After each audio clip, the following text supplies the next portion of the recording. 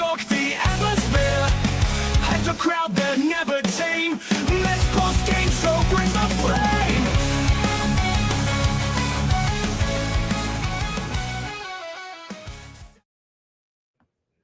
What's up, Mets Nation? Welcome back to the New York Mets post-game show. It's your boy CP here with my guy Rob, and we are talking about a New York Mets sweep of the Toronto Blue Jays here on this lovely Sunday, April 6th of 2025. Woo! Rob, how are we feeling? W's in the air, baby. Let's go. All W's, they're already spamming those W's in the chat already. And listen, this was a very solid series, right?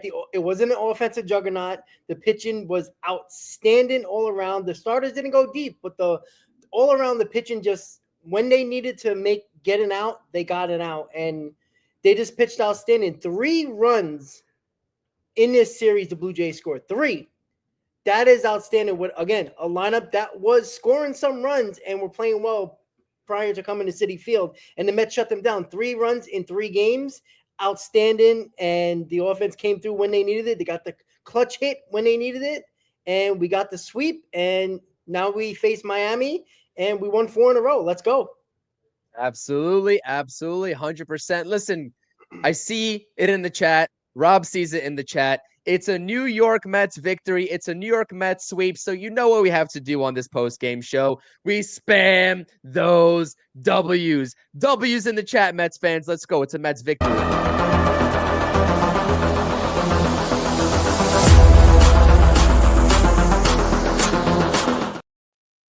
Boom, boom, boom, boom, boom. Let's go. Spam those W's. We got W's in the chat. W, W, W, W, W, W. I love all the W's in the chat. It is amazing, amazing, amazing to see the support and all the W's being spammed. The New York Mets improved to 6-3 on this season after this sweep of the Toronto Blue Jays.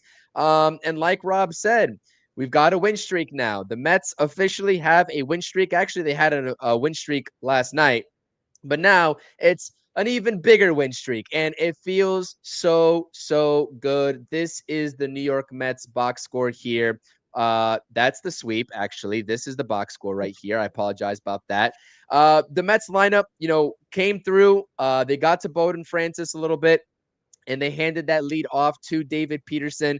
David Peterson, and I want to talk about that on this postgame as well, as I'm sure that we will assess his performance and also, the injury situation that he has going on now that we have to be kind of looking out for in terms of an update. He goes 4 2/3 innings pitched, 91 pitches overall, 1 earned run because he did load the bases, and he hit Andres Gimenez for the Blue Jays' sole run of this ball game. 5 walks, which again you don't like to see in terms of the free passes, but 3 strikeouts with that as well. And starting off with David Peterson, it was very clear that he was getting into some trouble early on in the game. He's got the 5 free passes with the walks.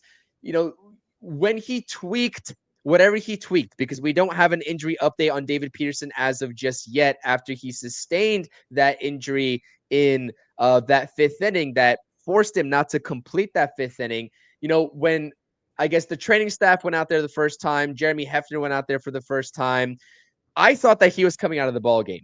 I thought that he was coming out of the ball game, and I thought that they were going to put Max Kranick in there, even without any warm-up pitches, because as you all know, if a starting pitcher gets injured, or if any pitcher gets injured, and the reliever has to go into the ball game abruptly, they get as many warm-up pitches as they deem necessary to get themselves right. And I really did feel like we were going to have that kind of situation on our hands, but actually, he goes out there and continues the ball game, gives up a walk and a hit batter right after that in his next 2 at-bats. Were you surprised to see Carlos Mendoza make the decision not to pull him in that situation?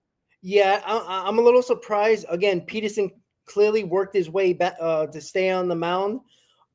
You hope it's only tightness because of the weather, a little bit of strain or a little bit of discomfort, just because of the weather, and he just couldn't get loose back, and he looked like it was his side. But again, we don't have a diagnosis. Let's hope he's okay. Again, We can't afford to lose another starting pitcher, even though we have replacements, but you don't want to lose any more. Yeah, I was a little surprised because they were talking about it on the broadcast that Max Kranick, usually they give him enough time to, get ready in the bullpen.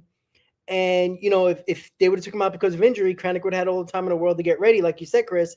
And he didn't. He kind of got rushed into the game, right? It happened quickly, right? The hit by pitch, the walk, it was just quick. And, they took Peterson out of the game, and that happened.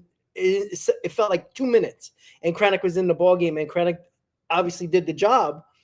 But I'm a little surprised. Let's hope David Peterson is okay. There's no off days, and I think there's one off day coming up after the Marlins series, and then that's it. So, there's not a lot of days off anymore, and you're going to start using a lot of your pitches. We can't afford David Peterson to miss a start. You could afford it, but let's just hope that if it is only one start, it is actually only one start, because then you're really working into your depth here. But even Peterson only went 4 2/3. He could have been, he didn't have no control over his pitches today. I do wonder if he came into the game a little tight, maybe a little bit of a discomfort, and that's why he couldn't get any pitches over, because he was missing to the outside part of the plate against righties almost the entire time he pitched. Pretty badly, too. Pretty badly. He wasn't following through on his pitches, and you could tell everything was on the outside corner and away, and he was missing by a lot. And that's not David Peterson since he's come back from that hip surgery. So, let's hope that it's not serious, because again, we need him in this rotation. We were just talking about him on the pregame about being an ace. Like, that's how important he is to this rotation. But again, the bullpen came in, did their job again. But let's just hope that Peterson's okay. Yeah, 100%. And I see here that that Caps is saying that Peterson needs to change with the winning pitcher, and it should be Max Kranick. And I get it that it should be Max Kranick as well. Will I switch the graphic here? It's anyone's guess. But you know what? At the end of the day, I know that Kranick is going to get credited for the win. But again, you talk about what the starting pitchers need to do in order to be competitive. I really was impressed with understanding that David Peterson did not have his best stuff in this ball game, and he just battled, right? Even given the free passes, I know the injury aside, he wasn't able, because honestly, I think, without the injury, he finishes that 5th inning and he gets credited with the win. And that's just not really how it shook out. But, at the end of the day, it is what it is. David Peterson is a warrior. He gave it his all. It's clear that he wanted to go ahead and stay in that ball game. And he kind of was like telling the training staff, I'm good. I got one out to get, and I'm get it. And he didn't get it. And credit to, Max Kranick as well. He came in, got the job done, and it was an electric performance there. And he ends up getting the next inning as well. This Mets bullpen, Rob, how great have they been this season? 4 1/3 innings pitched for the Mets bullpen collectively. You're talking about Max Kranick. You're talking about Reed Garrett, AJ Minter, and Edwin Diaz to shut down the ball game, in a ball game where, again, it was a little bit of overcast weather.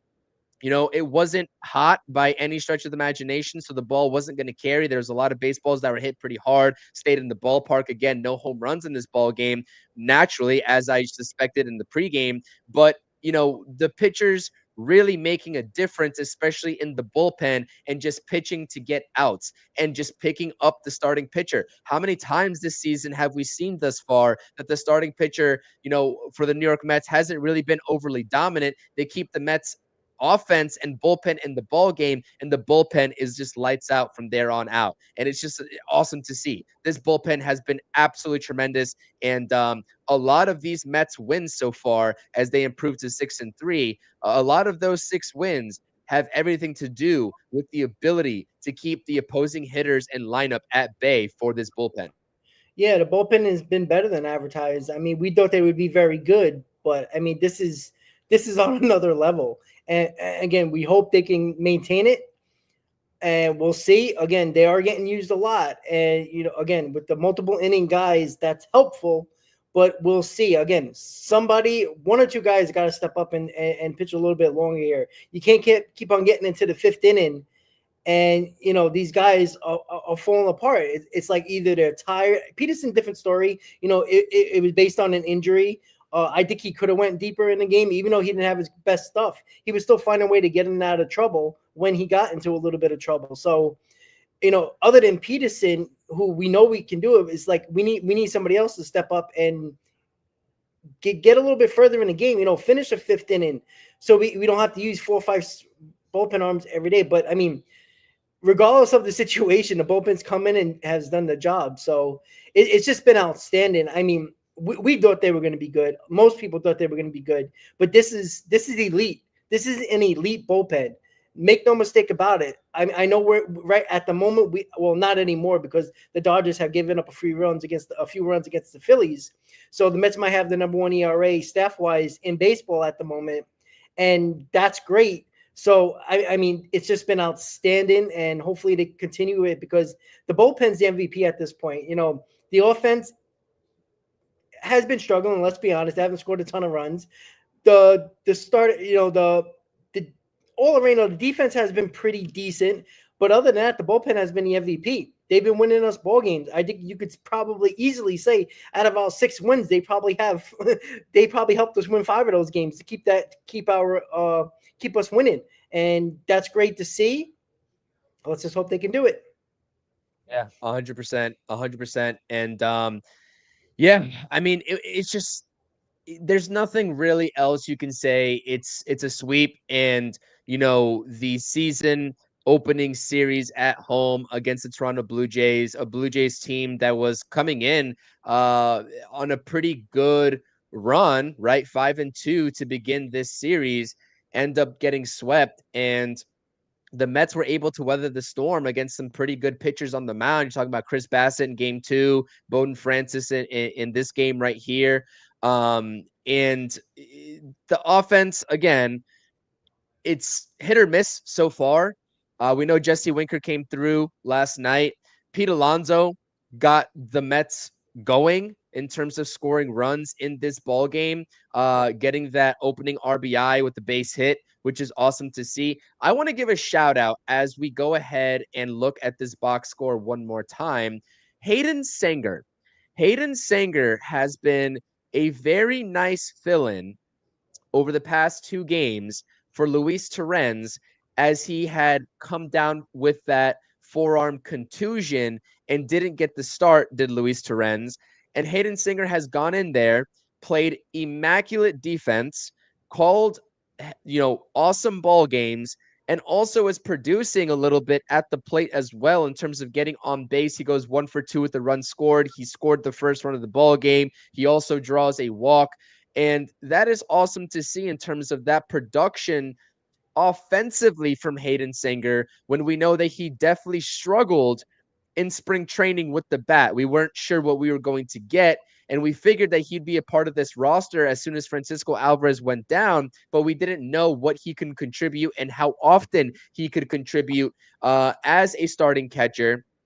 And, offensively, it was good to see him get on base multiple times here. A lot to talk about within this box score as well.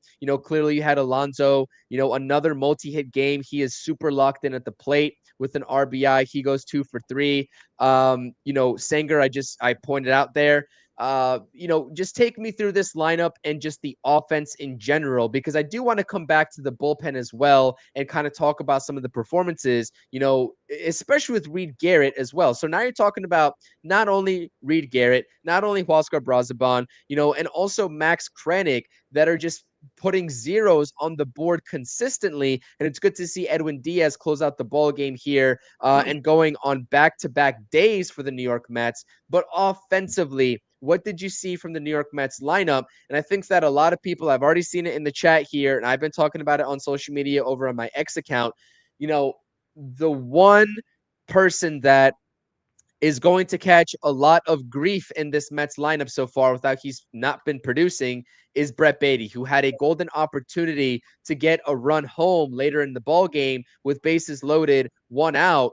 and he fails to come through with the strikeout. He just looks very timid at the plate, and I don't really know what's going to happen with Brett Baty. I'm not sure what has to happen with Brett Baty for him to get going, but it just seems like Brett Baty right now is a lost cause. But take me through your assessment of this game offensively. Yeah, with Brett Baty, he just doesn't adjust at all. Like in at bats, he just doesn't at all. There's no adjustment. I mean, there's no way he can figure out how to adjust within an at bat. During a game, he doesn't. You would think he would change it up a little bit against the same pitcher, and he just doesn't. There's no adjustment with Brett Baty. It's just, let me take another fastball down the middle and swing at 3 balls that are not even close to the plate. And that's what he's been doing. There's no adjustment. And again, he's slowly just finding his way off this team. As much as we talked about, Baty kind of fits the mold of a bench spot. If you're not doing anything, you're not good enough defensively to say you're going to be a defensive replacement, and you're not doing anything offensively, well, you kind of took yourself out of even a utility role. And that's why, Acuna is probably just going to get the nod just because Baty is terrible.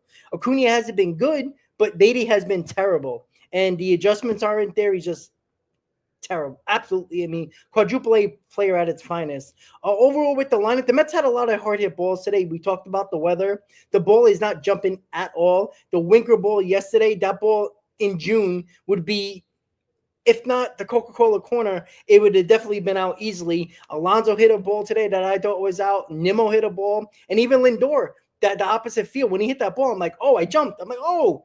And it was a lazy fly ball. Barely didn't even get to the warning track. So overall, they've been putting better swings on the ball over the last couple of games, and it's no surprise that the Mets have won the last 4 games. They've been putting better at-bats together. Overall, we're still not kicking on all cylinders, and, Juan Soto looked better at the plate.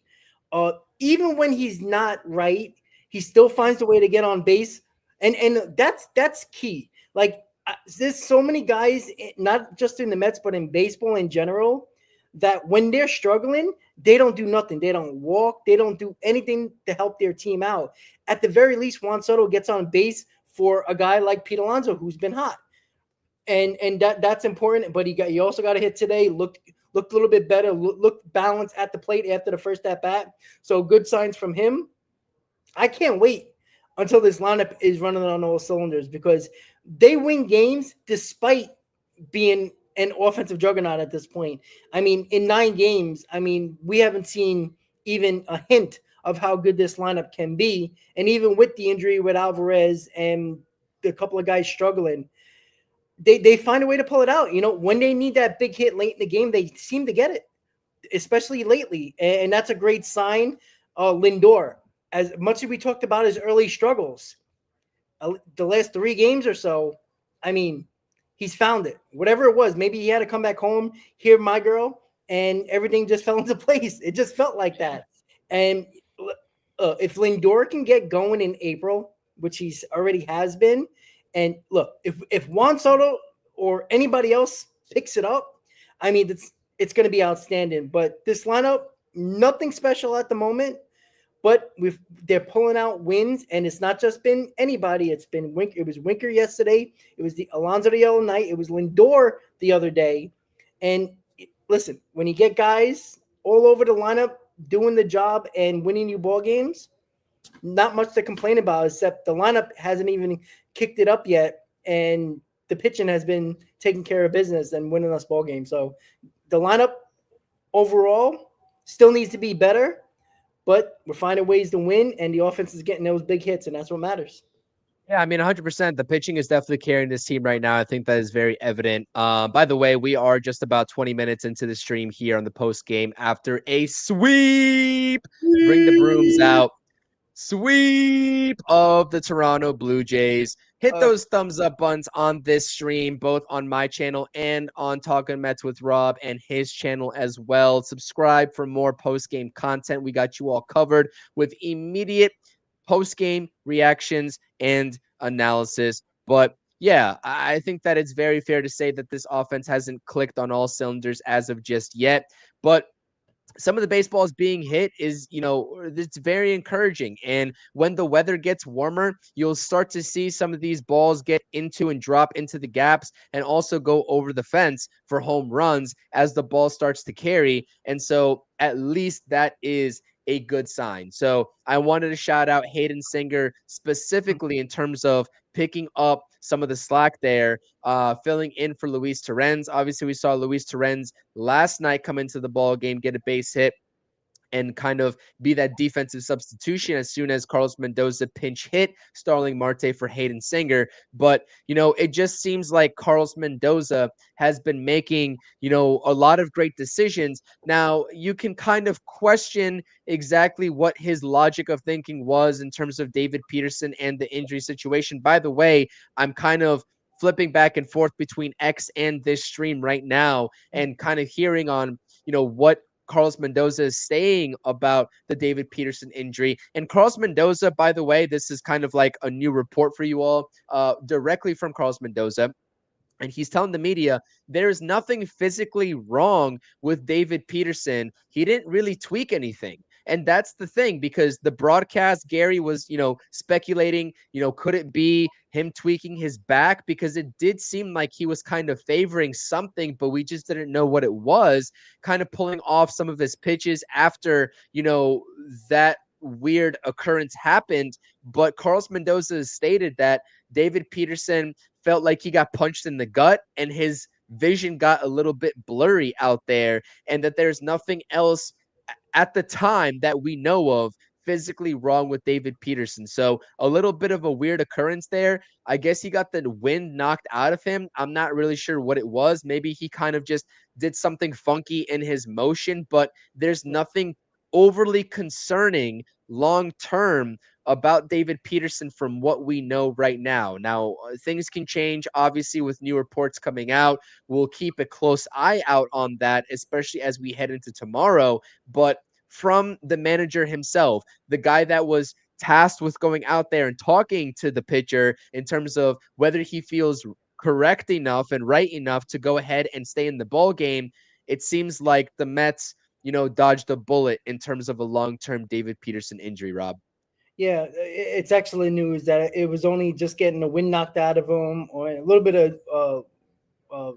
of different, vision issue. But I mean, maybe he knocked the wind out of him. I don't know how he did that pitching, but hey, when you're using all those body parts and you're throwing as hard as you can, sometimes the body just says, "Screw it, I'm done."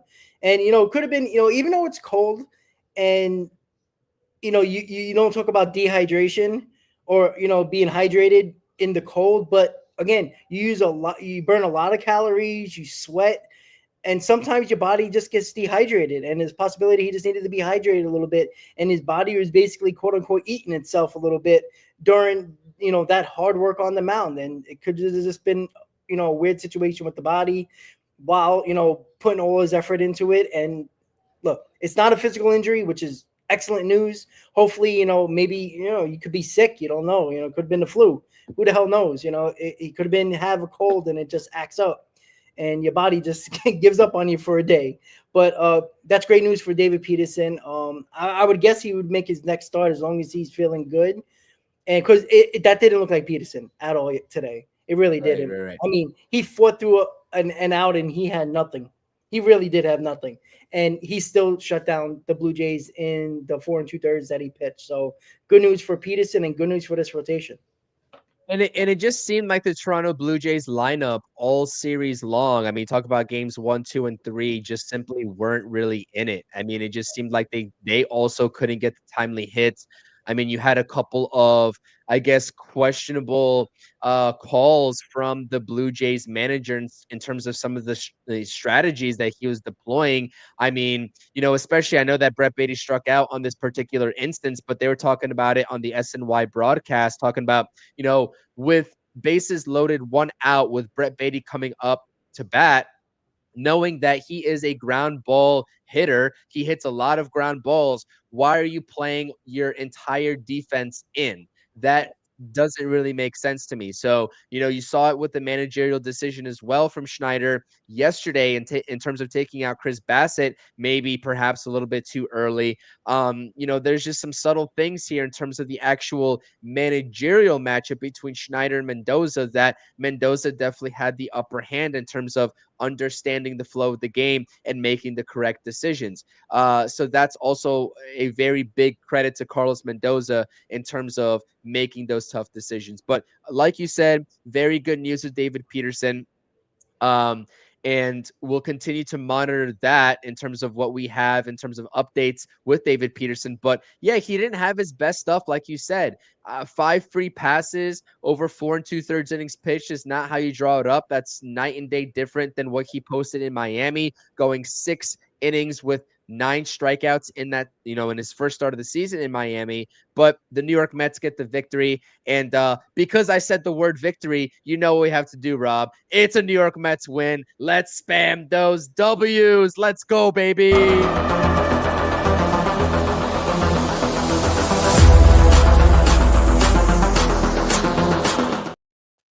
I love it. I love it. Every single time we come on in this post game with a New York Mets win, I'm always looking forward to spamming those W's as we see in the chat with Cope and Keith. I absolutely love it. We appreciate you all participating as well. Yeah, again, Edwin Diaz came in the ninth, didn't look his sharpest either. He didn't really look exactly sharp yesterday, but he gets the job done. The velocity is a little bit up with Edwin Diaz as well, which is a good sign. And, I kind of want to shift this back into the actual offense of things as we see here Daniel and Ken also spamming those W's as well as Adele.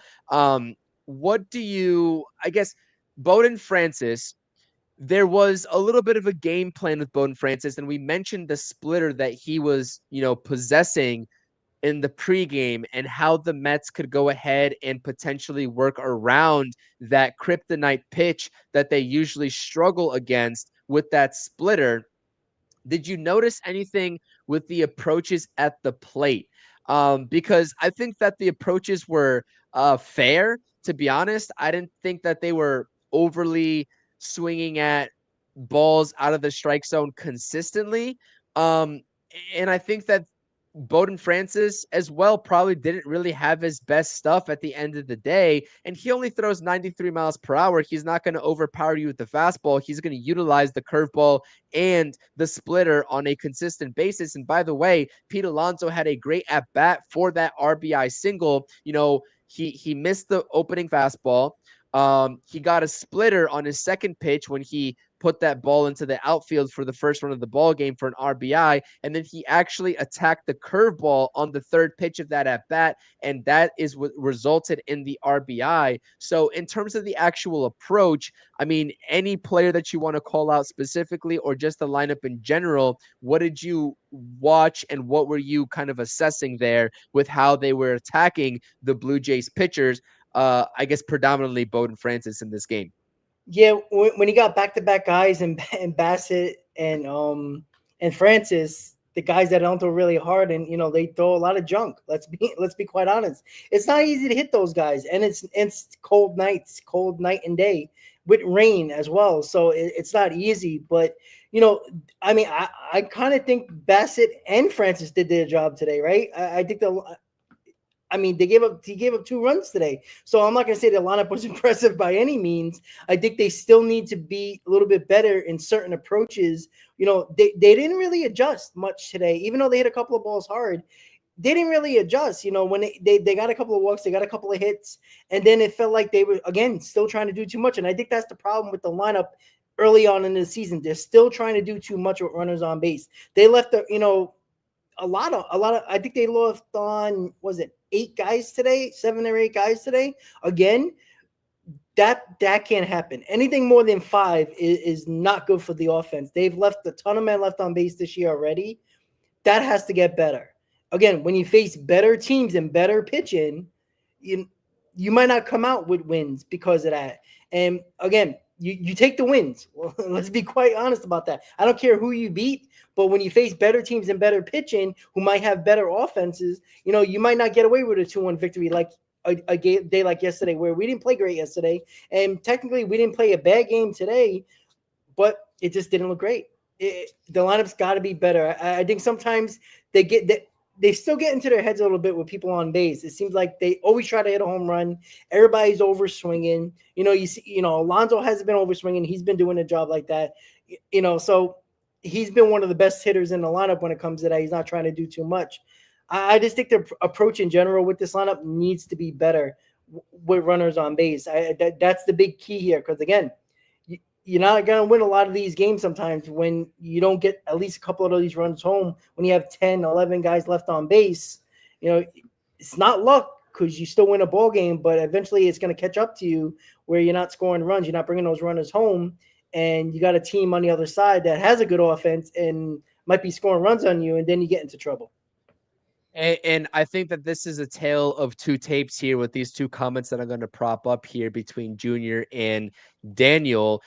Brett Beatty, and this is why I brought up the kind of approach, I guess, topic of this Mets lineup. Junior stating that Brett Beatty has taken 21 plate appearances this season. He's fallen behind 0-2 in 11 of those 21 plate appearances, and he has not been ahead 2-0, 3-0, or 3-0 or 3-1 once in those 21 plate appearances. And I think that is sort of the prime example of the approach at the plate in terms of being able or not being able to get into a hitter advantageous count, because good things happen when you are up 3-0 or 3-1. The pitcher is at your mercy. You know what I mean? If you are ready to swing and you got the green light and he throws a cookie to you in terms of a fastball down the middle, you can do damage if you get the green light.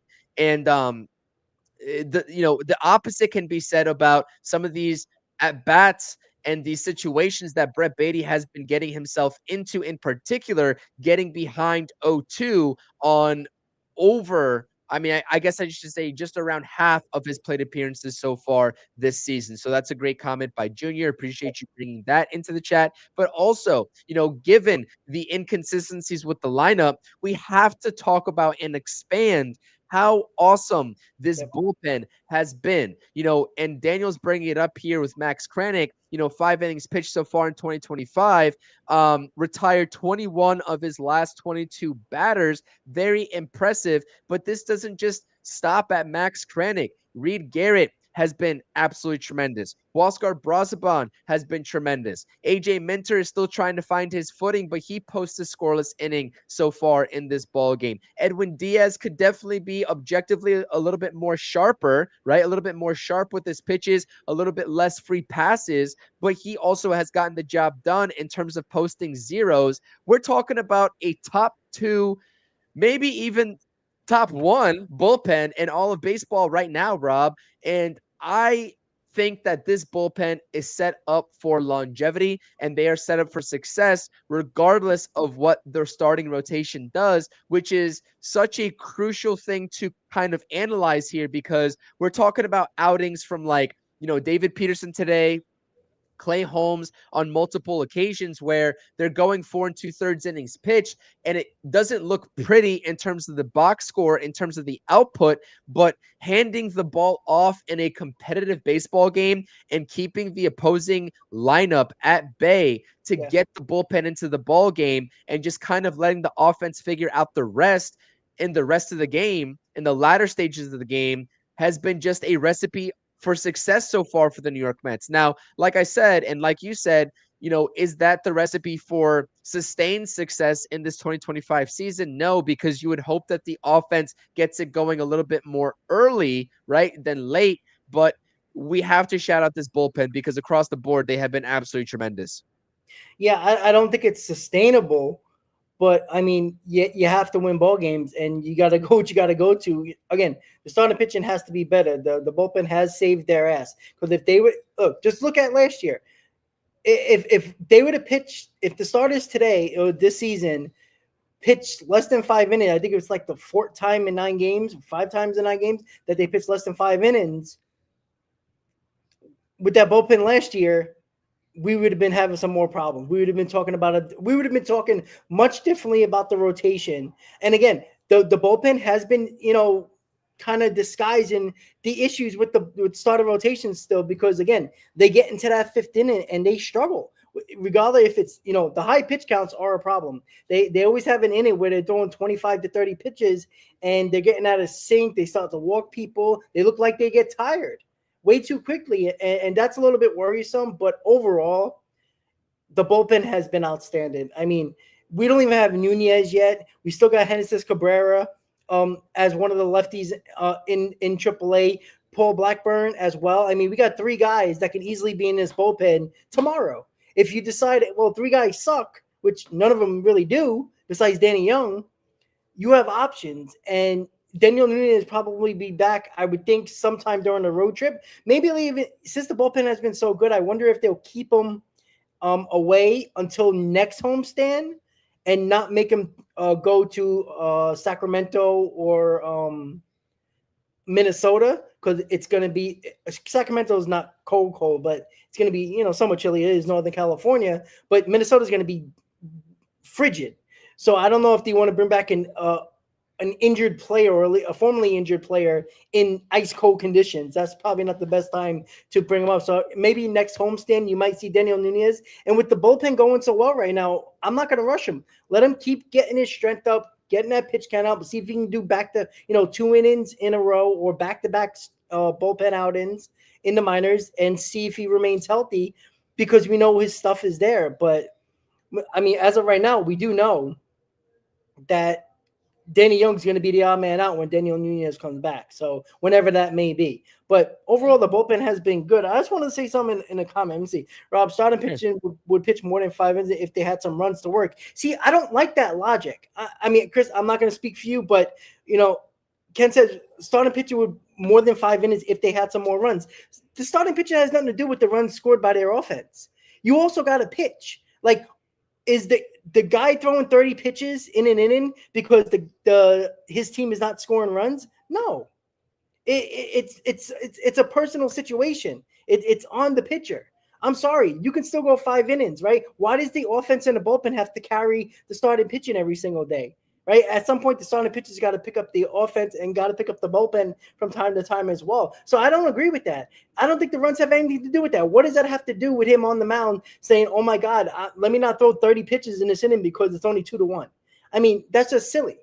The fact is they haven't done it. Their job is to give you a little bit of length and keep a team in a ballgame. Now, they do that, but again, it's not sustainable for 162 game season. And I'm not saying the starting pitching is not going to go 6 innings more often than not, but you can't go 4 2/3. You can't go 4 1/3.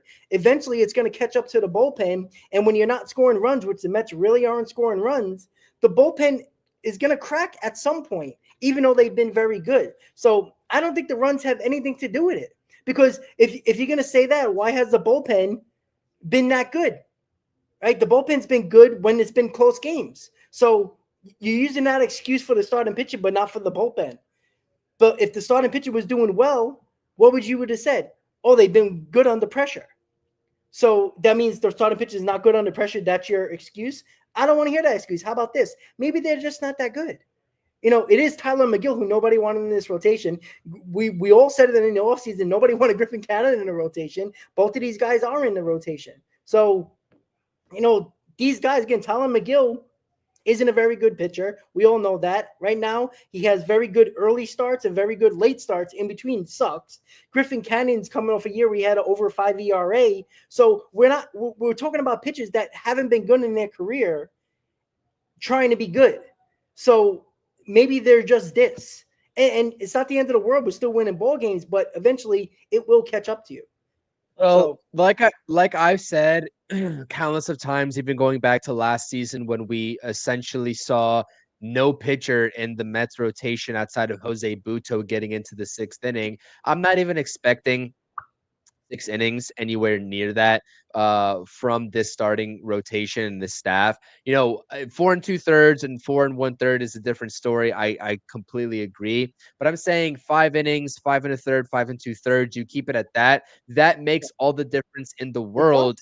does. Getting those next 2 to 3 outs versus exiting the ball game a little bit earlier. And I do think that it has everything to do with objectively the free passes that the Mets rotation has been given up, Yep. right? Giving up, I should say. Clay Holmes, on multiple occasions, we've seen a lot of free passes out of him, especially in that first game in Houston. Today, you saw it over 4 and 2/3 innings pitch, 5 free bases for the Toronto Blue Jays. It just seemed like, again, I like to assess each game and each performance from these individual pitchers as different, but collectively so far, I think the one thing that the Mets rotation, even though the output in terms of the numbers has been good at face value, given the lack of longevity, is that the free passes needs to be worked on and the efficiency needs to be worked on, right? Yep. And if you limit, let's just say, if he cuts down those 5 walks to 2 or 3, I think you're talking about maybe him potentially getting into that 5th inning, even despite the nausea, which what David Peterson actually just stated in his post-game interview is what hit him was a little bit of nausea as he got the ball back in that particular instance. I think that he could have gotten the 5 innings complete, and then we'd be kind of singing a little bit of a different tune. Because let's face it, I mean, to us fans, 4 and 2/3 looks a lot worse than 5 innings flat of competitive baseball. But then you realize that you're only 1 out away. But it's tough to put the bullpen, especially a guy like Max Kranick, who's been up to the task in those kind of tough situations. But fortunately, Max Kranick came in with the bases loaded in a very tough situation and just got the job done. And I think that in its entirety, the bullpen has just been saving the rotation just a little bit. It could be a completely different conversation about the rotation, but the bullpen has put an end to that conversation and is like, we're going to pick up our guys and we're going to go ahead and post scoreless innings, which has been absolutely tremendous. So hats off to them 110%. What else do you want to talk about in this ball game? Anything else that you saw of note, of importance? Yeah. Uh, see, it's hard to judge. In my opinion, I think that when you start off the year in 2 domes in Houston and Miami, and even though the roof was open in a couple of games in Miami, and it was kind of neutral temperature, it wasn't cold temperatures. I would expect a little bit more from a starting pitcher. I know that's crazy to say, but again, if we would be 3-6, more people would complain about the starting pitching because the bullpen and the offense has did their job in games like that during the games when the starting pitcher hasn't been great. Because again, has one pitcher has gone 6 innings. That's David Peterson, right? He was the only one. I think Griffin Canning went 5 1/3 or 5 2/3. Other than that, it's been less than that, if I'm not mistaken. So we know Clay Holmes haven't got through a 5th inning yet. Senga, I think, went five innings. So it hasn't been. It's not impressive by any means. Again, they haven't blown up and haven't let games get away where there's basically no chance. So that's a good sign. But I just want to see a little bit more. Get through that 5th inning at the very least. Give me 5 innings. Because again, you said it, Chris. They bring in a guy when you got to get 1 out with 2 men on and not a clean inning. Eventually, they're going to give it up. And what are we going to say then? Right? We're not going to blame the bullpen because they've been outstanding. You're going to have to start blaming the starting pitching. So starting pitching hasn't been great. They've been maintaining. I say they've been surviving, to be quite honest with you, because of the bullpen. And they're doing what they need to do at the moment. But eventually, you got to get through the 5th inning. And that goes for every pitcher. If you can't get through 5 innings as a starting pitcher, you're not a starting pitcher. I'm sorry. You're just not. You're a fringe bullpen guy, a long man in the bullpen, or you're a minor leaguer. And we will see. But again, 9 games into the season, we're 6-3, despite the rotation being above average. Because I think they've been probably a slightly under average, to be quite honest, which is slightly average in my opinion. But otherwise, I mean, there's not much to complain about. You know, the offense has been getting the big hits late in games. They had one game where they just blew out the Marlins. Everything else has been, really good. You're facing the Marlins again. There should be no reason why you can easily take 2 out of 3. And yes, you're damn right I'm being greedy. We should sweep them. We're home. It's probably going to be cold. Miami is not good. You're facing the same pitchers except Alcantara, by the way, because Alcantara's not pitching tomorrow. It's TBD because his wife's having a baby. So you're facing the same pitchers you faced the first time you did in Miami. So you've seen them before. There should be no surprises here. The offense should take care of this series by themselves. Yeah, hopefully the offense comes through. And like you just said, the look ahead to tomorrow, it's going to be a 7:10 p.m. start time against the very same Marlins team that gave the Mets some fits in the series right before this Blue Jays series in Miami. They were a very pesky team, and the Mets just barely get it done in that last game in extra innings, which was a great game to watch and kind of just assess with all the mistakes and there in between, I should say. But Sandy Alcantara was supposed to go today against the Atlanta Braves in that series finale, and that game got postponed due to weather. And like you just said, Sandy Alcantara and his wife is they're expecting a baby, so congratulations to them. But he's getting scratched for tomorrow's start because of that. And so the Mets aren't going to see him for the second time of the season. And uh, I don't know who they're going to put up. I don't know if it's going to be a bullpen game for them, but assessing the Marlins and how many injuries that they've had so far this season so far, it's anyone's guess who can be out there on that mound for them as the opener with Kodai Senga going for the New York Mets tomorrow. So David Peterson is your winning pitcher. I don't care what ESPN says, what the official box score says. I'm keeping David Peterson as my winning pitcher, although I know technically it's probably Max Kranick as he finished that inning that David Peterson had to leave the ball game. Bowden Francis takes the L in this game, and Edwin Diaz earns a save, a much very well earned saved, I should say, for Edwin Diaz, getting into some trouble there in the ninth inning, but is able to keep the Blue Jays at bay.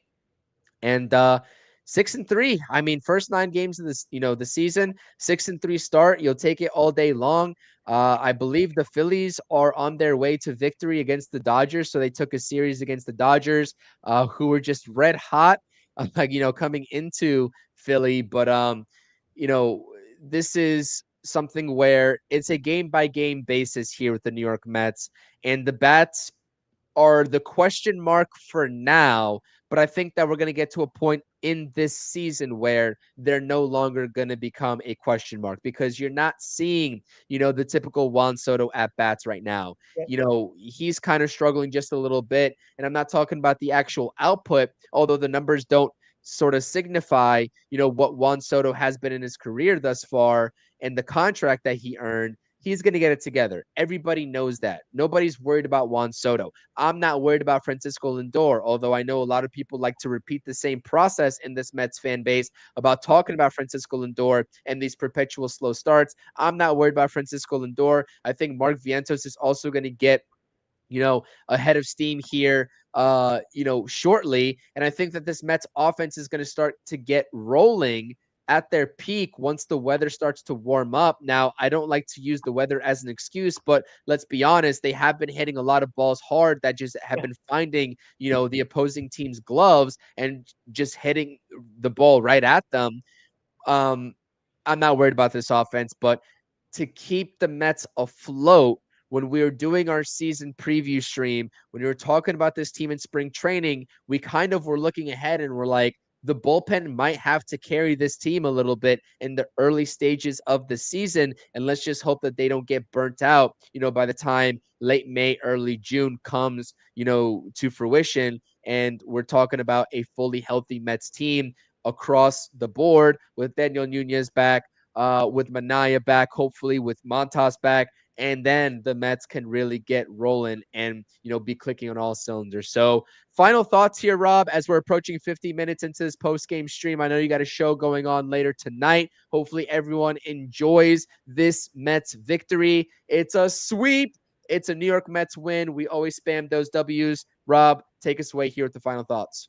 Yeah, a nice sweep, right? It wasn't impressive by any means. Besides the bullpen, it's been okay by the offense, okay by the starting pitching, but overall, we found a way to sweep a team that was coming to Citi Field really good, and we facing a bad team in the Marlins the next 3 nights, and you got to get the job done. Continue to get that clutch hidden when you can, and just continue to continue for this bullpen to continue to do well. Let's hope that with Senga starting tomorrow, maybe pitching, throwing the ball to Sanger, which would be interesting to say 150 times during the broadcast and during our pregame. But let's see what Kodai Senga do. He pitched, fine his first time out. I want to see it again against the same team. So we'll see how it goes this time at home.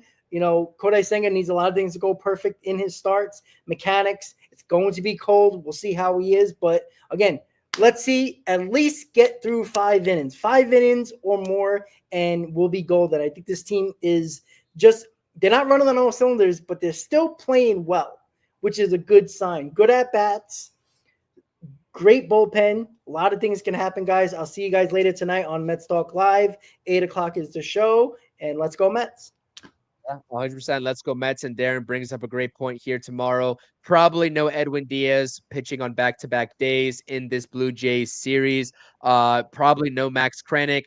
We would think with Minter kind of getting adjusted and getting his feet from up underneath him, he probably won't be available either. But who will be available?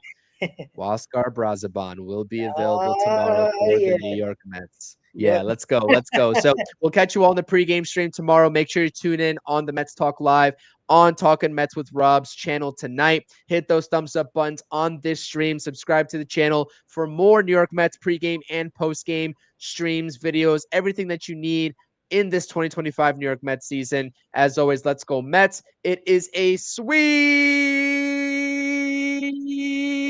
for our New York Mets. We'll catch you all later. Peace out.